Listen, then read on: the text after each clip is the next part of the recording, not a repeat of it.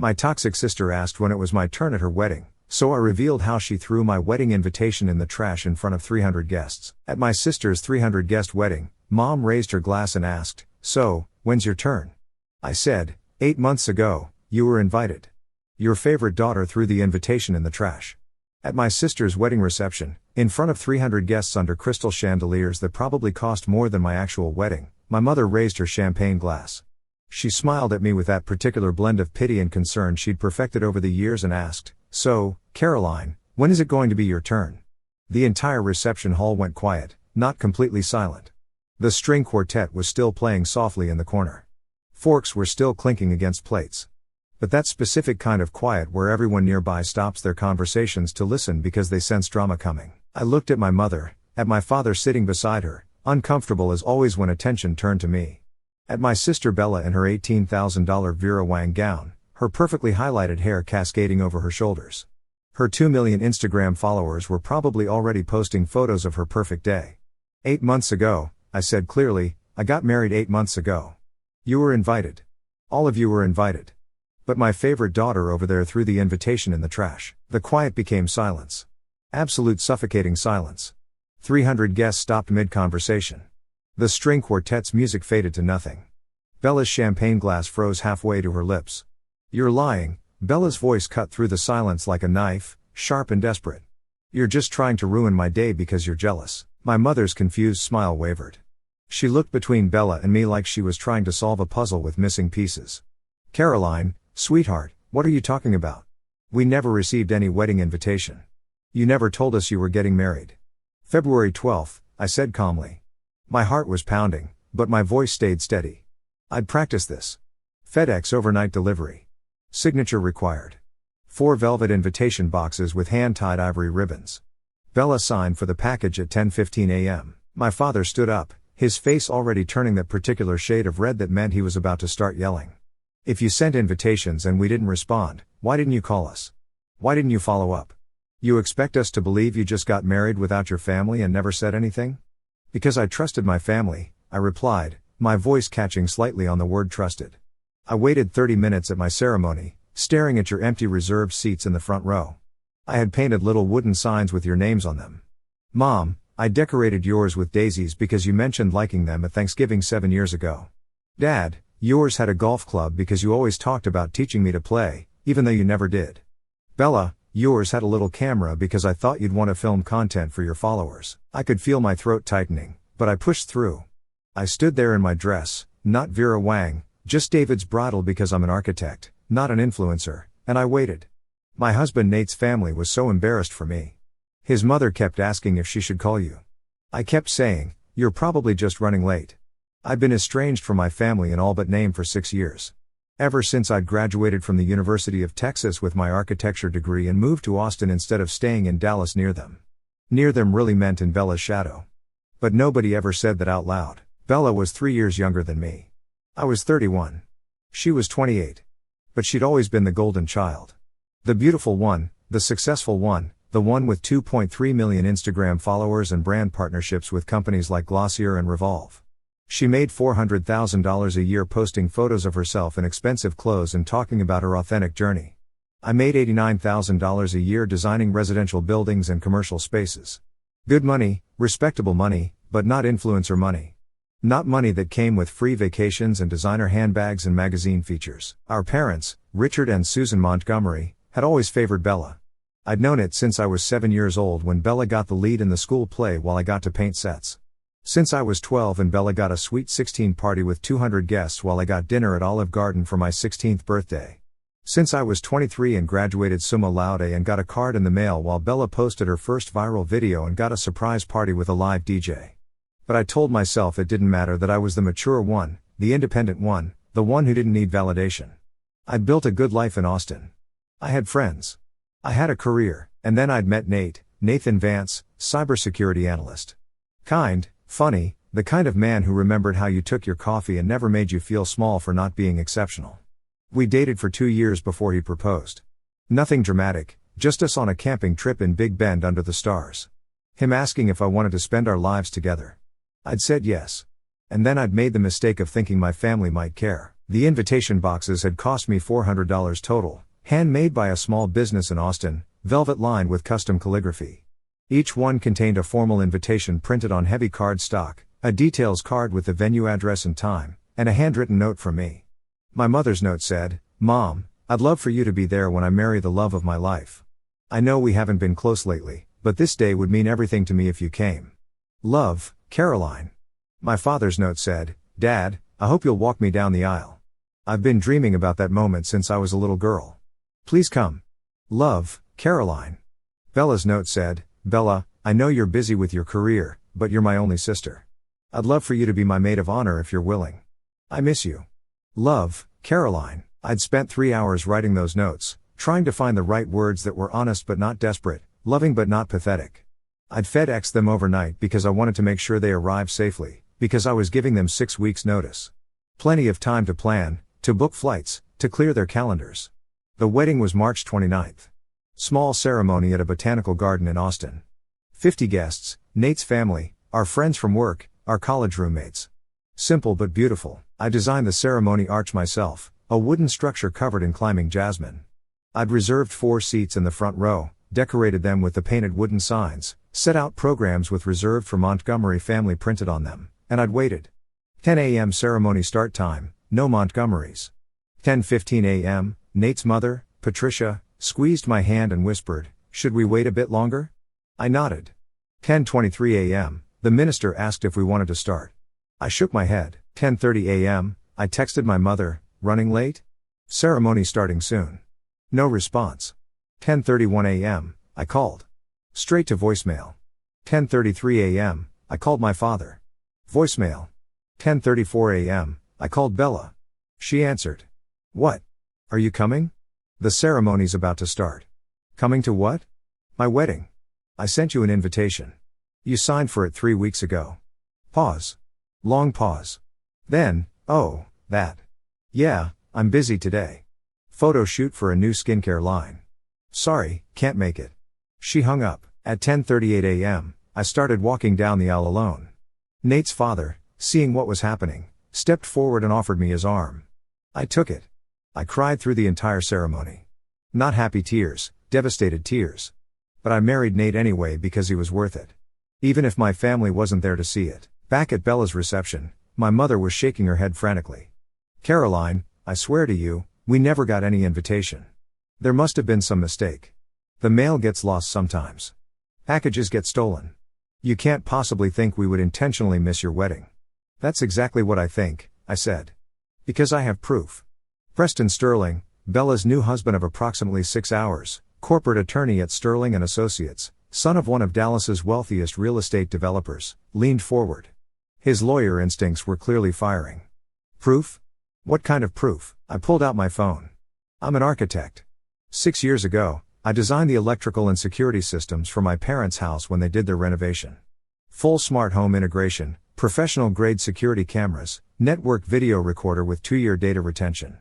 I watched the color drain from Bella's face. She knew exactly where this was going. "You're bluffing," she whispered. "The admin password was never changed," I continued, looking at my father. "I recommended you change it twice via email in 2019 and again in 2021. You never did. The system's been sending me weekly backup reports to my email this entire time. I just never bothered to look at them. Until 3 weeks ago," I said, "when I was designing a security system for a client and remembered I still had access to my own old work. My husband, Nate, cybersecurity analyst, by the way, he helped me access the archived footage remotely. Completely legal since it's my own system design, and I never formally relinquished admin rights." I turned my phone around. On the screen was crystal clear 1080p footage from the front door camera. The timestamp read February 12, 2024, 10:14 a.m. I pressed play. I'd already airdropped it to my iPad and connected to the reception venue's AV system. The video appeared on the massive screens flanking the head table. The same screens that had been showing Bella's professional engagement photos all night. 300 people watched. FedEx truck pulling up. Driver in uniform carrying a distinctive blue and white package. Walking to the front door, ringing the doorbell. Bella answering. She was wearing black yoga pants and an oversized hoodie. Her hair in a messy bun. No makeup.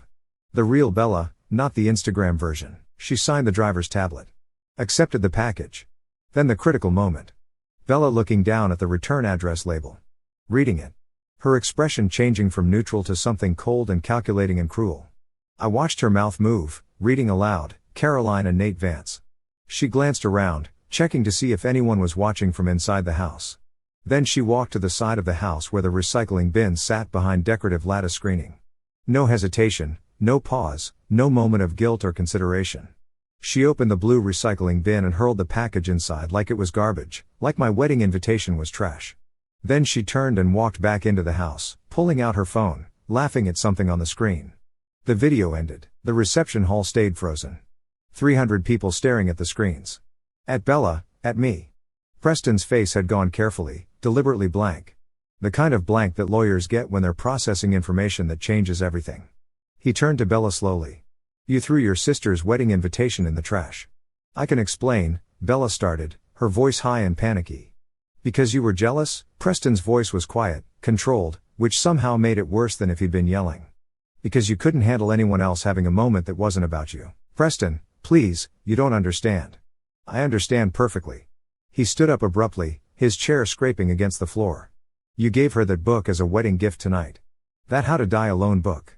I thought it was a weird joke, but you knew. You knew she was married this whole time. I'd almost forgotten about the gift. When I'd arrived at the reception, I'd been invited as a guest, not a bridesmaid, because apparently I wasn't close enough to the family anymore. Bella had made a big show of giving me a wrapped present in front of her friends. Since you're still single, she'd said loudly. I thought this might help. Then she'd laughed, and her friends had laughed, and I'd opened it to find a book called How to Die Alone, a guide for the rest of us with a pink cover and a cartoon of a sad woman with cats.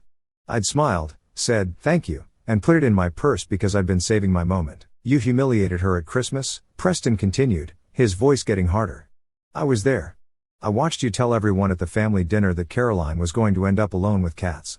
I watched you post on Instagram about how sad it was that your older sister couldn't find anyone. And the whole time you knew she was married. My mother tried to intervene. Preston, let's not be hasty. Bella made a mistake, but surely we can. A mistake. Preston pulled his wedding ring off, the platinum band he'd been wearing for exactly 6 hours and 43 minutes. He placed it on the reception table with a deliberate click that echoed through the microphone system. Mrs. Montgomery, your daughter is cruel. Deliberately, calculatedly cruel, and I won't spend my life with someone who destroys other people for sport. Bella's face crumpled. You can't do this. Not here. Not in front of everyone. Preston, please. I love you. You don't love anyone but yourself, he said. You proved that when you threw your sister's wedding invitation in the trash. You proved it every time you humiliated her. You proved it tonight when you gave her that book. He turned to me. I'm sorry for what my family is about to do, but you should know, you deserve to know, that this isn't your fault. His father, Harrison Sterling, stood beside him. He was a tall man in his 60s, distinguished in the way that old money makes people distinguished. He looked at my father with an expression of pure disappointment. Richard, that merger project we discussed, the commercial development in Fort Worth, consider it cancelled. Sterling Group doesn't do business with families that lack integrity. My father's face went ashen. I knew about that merger. Dad had been talking about it for months, his property development company partnering with Sterling Group on a $50 million mixed-use development. The deal that was supposed to set up his retirement. The deal that would have made him genuinely wealthy instead of just comfortable. Harrison, please, Dad said, standing up. We can talk about this. This is a family matter. It doesn't need to affect business. It affects everything, Harrison said coldly. Your daughter systematically excluded her sister from a major life event, lied about it for months, and publicly humiliated her. That speaks to character, to values, and those are things that absolutely affect business. He looked at Preston. Son, get your things.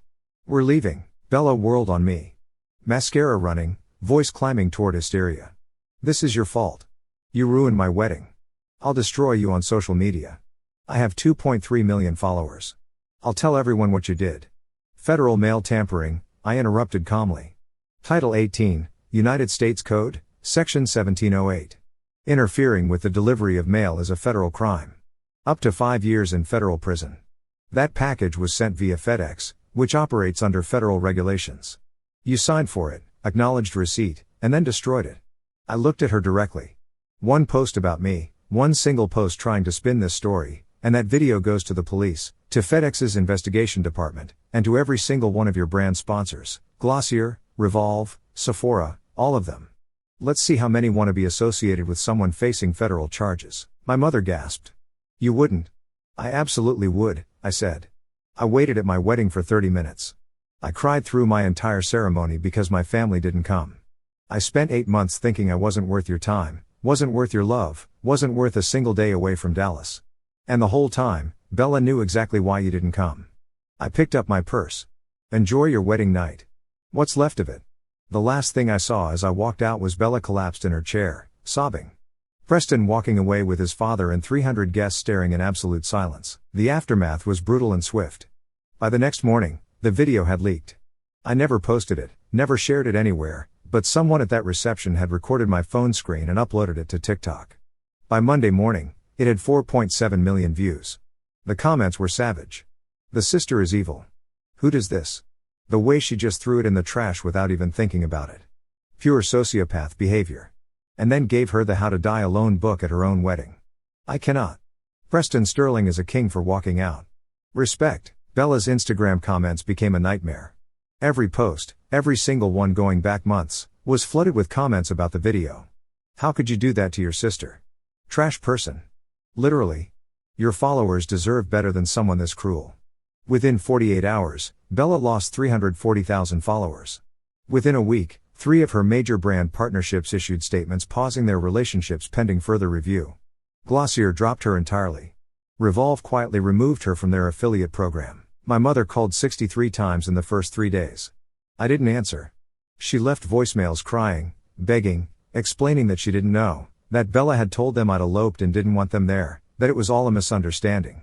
My father sent emails, tried to explain about the Sterling deal falling through, about how Bella was going through something and needed family support, about how I was being cruel by not accepting their apologies. On day 4, a FedEx package arrived at my house in Austin.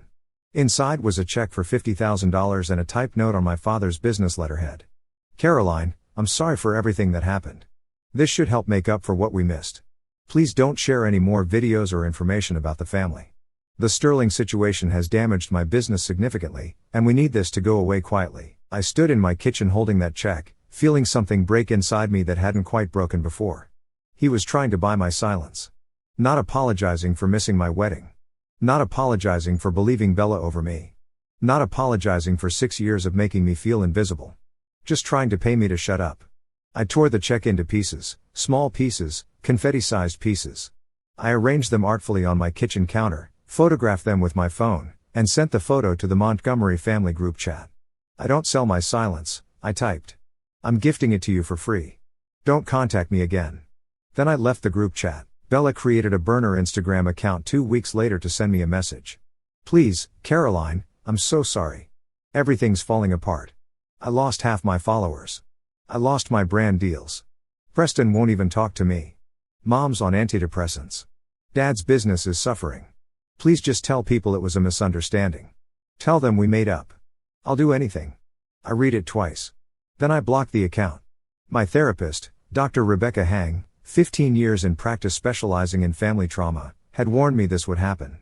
People who hurt you will eventually come back asking for forgiveness when they face consequences, she'd said in our session the week after the wedding. But forgiveness doesn't mean relationship. It doesn't mean you owe them access to your life. I don't know if I can forgive them, I'd told her. You don't have to, she'd replied. Forgiveness is optional. Healing isn't. You focus on healing. So I did. I blocked my parents' numbers, changed my email address for everything except work, made my social media accounts private, built a wall between their chaos and my peace. 3 months later, on New Year's Eve, I spent it with Nate's family in Seattle. His parents had rented a house on Puget Sound with views of the Space Needle. 23 people, aunts, uncles, cousins, grandparents, all crammed into one house, cooking together, playing board games, watching the fireworks over the water. Nate's mother, Patricia, pulled me aside before midnight. She was wearing a sapphire brooch that had belonged to her grandmother. A real family heirloom passed down through 4 generations. I want you to have this, she said, unpinning it from her dress. Patricia, I can't. It's a family heirloom. Your family, she interrupted firmly. She pinned it to my dress right over my heart. You've been family since the day you married my son. Since before that, Really? From the first time Nate brought you home and you spent 3 hours helping his father fix the deck without being asked. She hugged me tight, and I felt the brooch pressing against my shoulder. A real family heirloom passed down with actual love, not because someone was trying to buy forgiveness or impress people on social media. Any regrets? Nate asked later as fireworks exploded over the Space Needle in bursts of gold and silver and blue. I thought about the empty chairs at my wedding, the 30 minutes of waiting, the cruel book Bella had given me, the check torn into confetti pieces. Not one, I said. He kissed me as the countdown hit midnight, and I felt something I hadn't felt in years around my family: safe, valued, loved. 6 months after the wedding, I got an email from Preston Sterling's lawyer. Not from Preston himself. I guess his lawyer thought that was more appropriate. The divorce had been finalized. Bella had signed without contesting. Preston had paid her $75,000 to walk away quietly and sign an NDA preventing her from discussing the marriage or its dissolution publicly. Mr. Sterling wanted you to know, the email concluded, that your video gave him clarity about who he'd married. He's grateful in retrospect that you showed him the truth before he invested more time in the relationship. He wishes you and your husband well. I showed the email to Nate. He read it twice and then looked at me. Do you feel vindicated? No, I said honestly. I feel sad for all of us, for the family we could have been if anyone had just cared. Their loss, Nate said, pulling me close. Completely their loss. Bella tried to rehabilitate her image, posted a carefully worded apology on Instagram about making mistakes and learning and growing. Never mentioned me by name. Never actually took responsibility. Just vague platitudes about being human and imperfect. Her followers didn't buy it. The comments were brutal. She eventually deleted the post. Then she deleted her entire Instagram account and started over with a new handle, new branding, trying to rebuild from 47,000 followers instead of 2.3 million. Last I heard from mutual acquaintances, people who knew both of us but weren't close to either, she was working as a social media manager for a small boutique in Dallas, making $45,000 a year, living with our parents because she couldn't afford her own place anymore. My father's business recovered eventually. The Sterling deal was dead, but he found other partners, other projects, smaller projects, less prestigious, but he survived. My mother sent me a birthday card this year. No return address, but I recognized her handwriting. Inside was a simple note. I'm sorry I didn't come to your wedding. I'm sorry I didn't believe you. I understand if you never want to speak to me again, but I wanted you to know that I think about you every day. Love, Mom. I haven't responded. I don't know if I will. Dr. Hang says that's okay, that I get to decide what forgiveness looks like, what relationship looks like, what family means, that I'm allowed to build a new definition with people who actually show up, and I have. Nate's family throws me birthday parties, remembers my favorite foods, asks about my architecture projects, and actually listens to the answers.